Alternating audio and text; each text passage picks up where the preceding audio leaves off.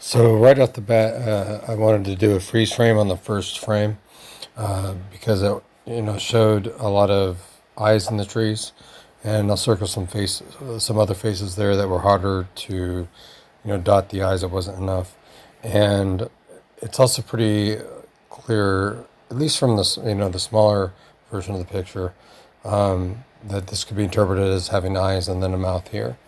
I would like to also make a note that uh, this doesn't always do it justice, and usually it doesn't do it justice.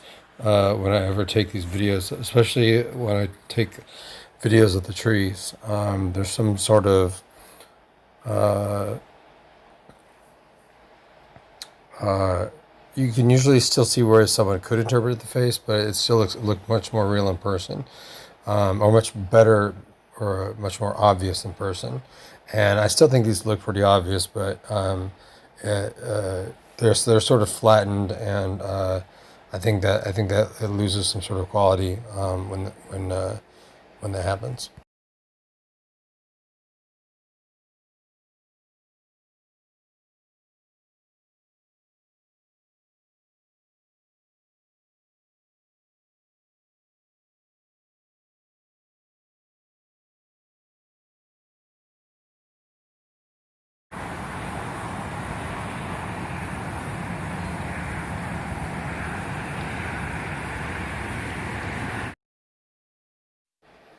I thought this was kind of funny. They actually have an angry face on this thing that looks like a cloud.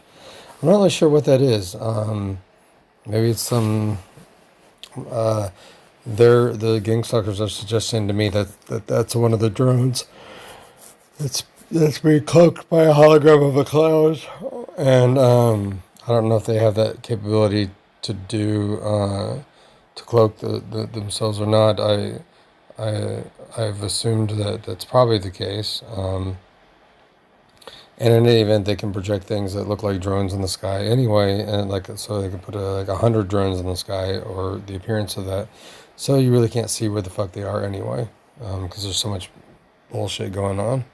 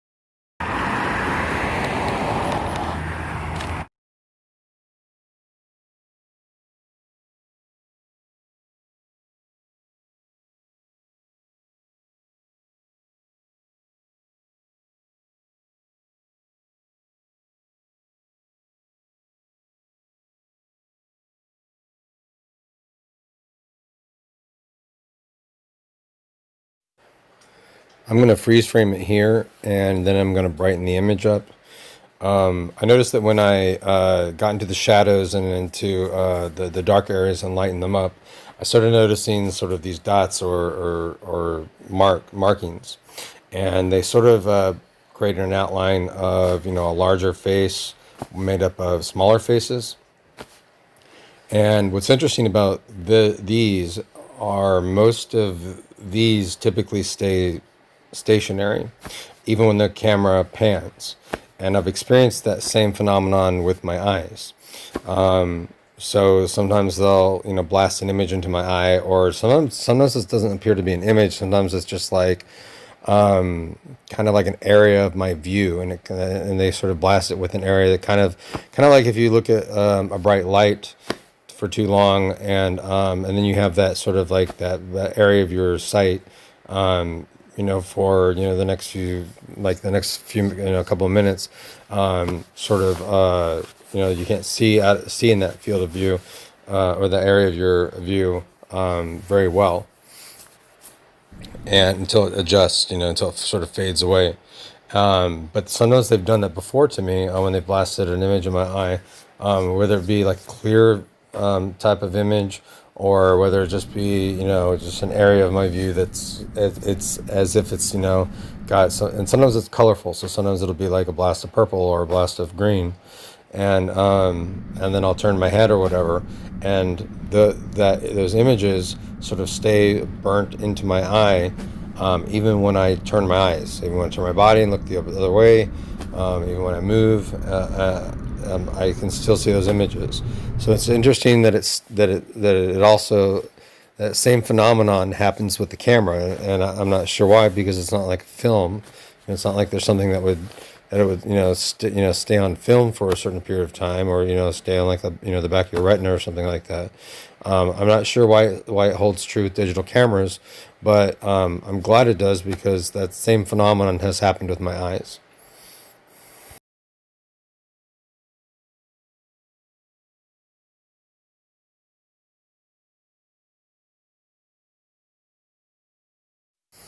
Okay, here I brighten the picture further than normal just to see what it would look like.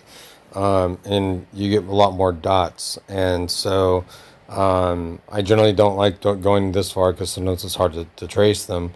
But you do still get an idea of an outline of like where certain faces could be made out or interpreted, and they obviously overlap. And you can also break it down further, and you can see like where there's eyes, on top of eyes, on top of eyes. I think what this is meant to do is take advantage of the brain's sort of built-in facial recognition, which can often detect, faces or what could be a face just by a pair of eyes. And I think it's meant to take advantage of that, so that it, draws our attention, and sort of, once you see these things, it's much easier. It's much easier to notice them. If you don't notice them, it's really hard to be clued into it unless they're super obvious.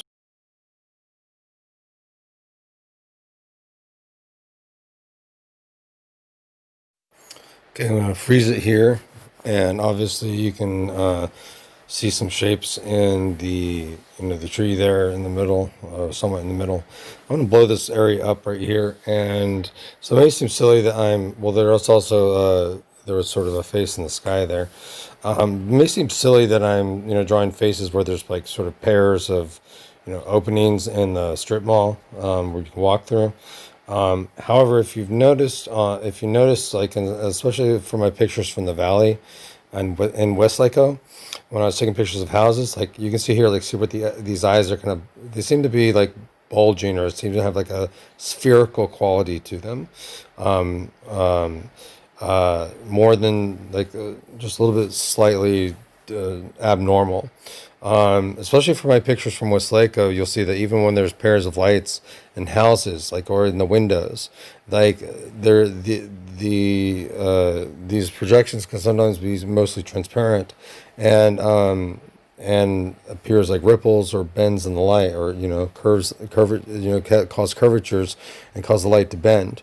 And so it can cause, like, anything from, like, I believe that they'll recognize, like, it has some sort of projection mapping technology, and or they just manually do this and they point at like a pair of things, and it will literally sort of make them more recognizable as a face, or as a partial face with a pair of eyes.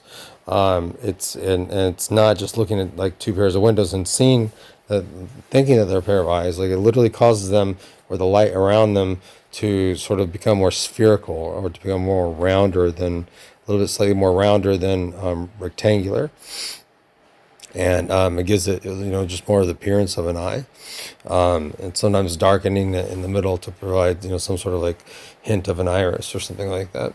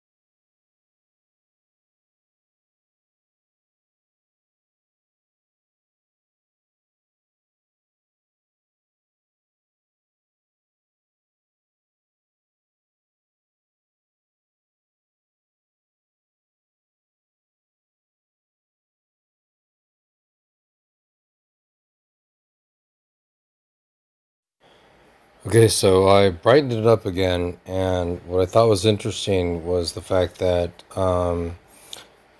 the red hues that came in when I brightened up the shadows and everything typically lined up a lot with what would be eyes. I found that very interesting, and here's an example here.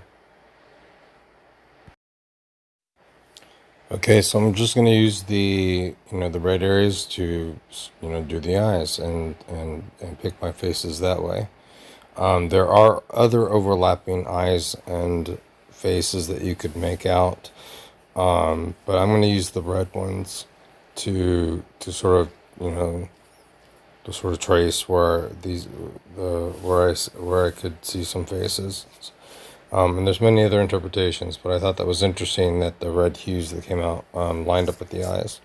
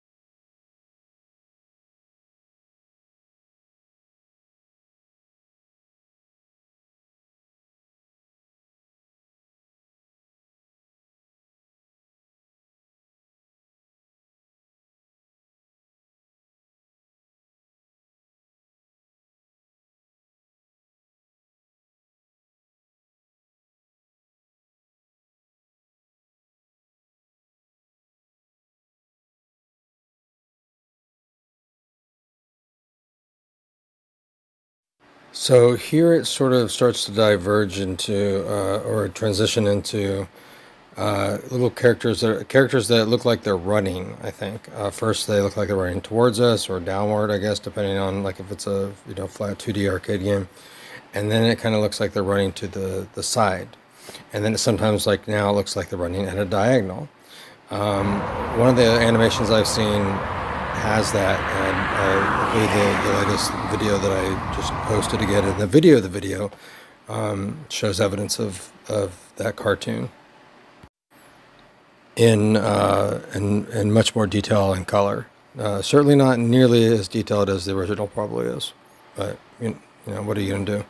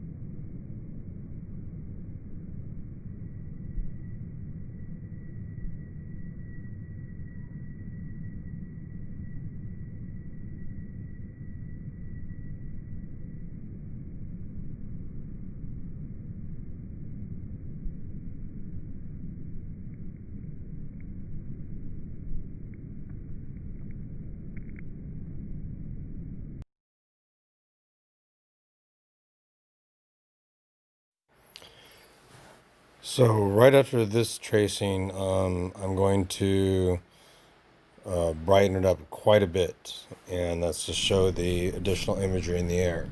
Keep in mind, I'm not adding anything to this aside from when I do the tracings, and that these images, these faces that you see in these patterns, these were really there. Now, a lot of this wasn't visible to me because it was dark, and I'm just brightening it up and seeing what was above me. And as you can see, the sort of twack, this sort of camouflages or provides sort of like a cloak for the drones. And if you try to turn your flash on and try to record something, that's like turning your brights on in a thick fog in the car, and you can't really see more than, like, when I was in a one-story house in Manor, I couldn't even like film anything like really above the gutter.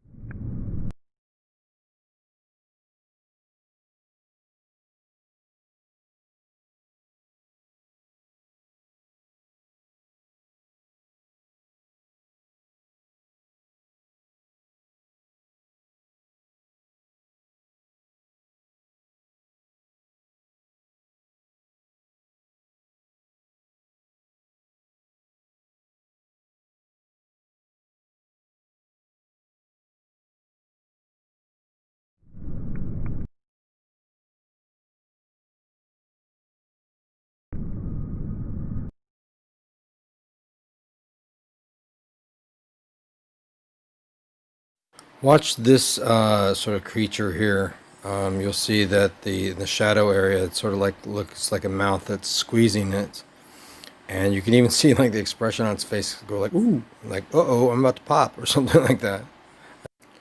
I'm going to do a replay here. You can see like there's sort of this red energy that sort of gets released by the creature and then it sort of returns to it. So I don't know if that's intentional. I just thought that was interesting.